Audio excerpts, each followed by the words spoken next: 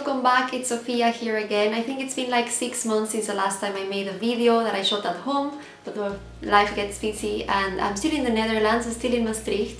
And among the many things that have happened in these last couple of months is that I went to Paris for the second time.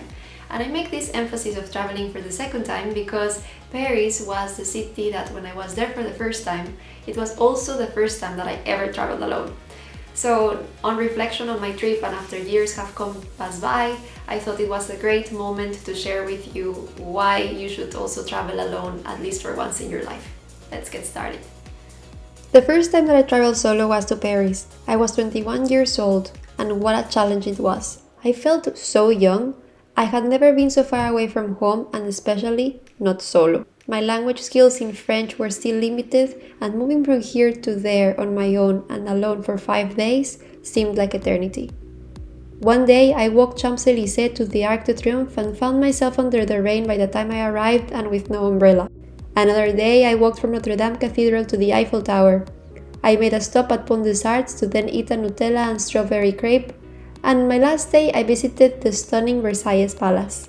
And of course, there were also times in which suddenly I realized I did not know where I was and I had to first find my inner peace to then find the right way to go.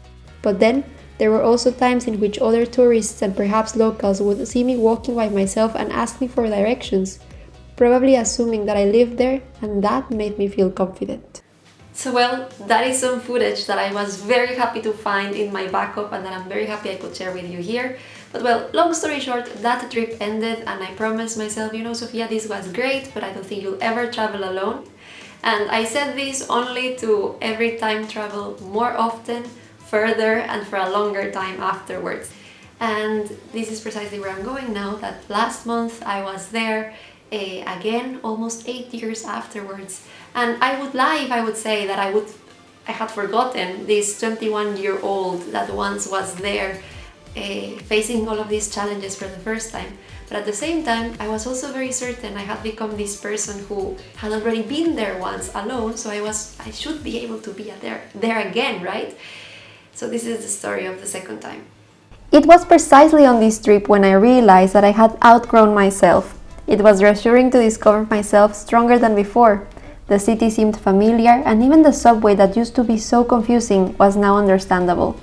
Seriously, the ticket vending machine suddenly was not so unfriendly. I felt confident of where I wanted to go, I got mesmerized at the beauty of this city, and it was liberating to be fearless of getting lost.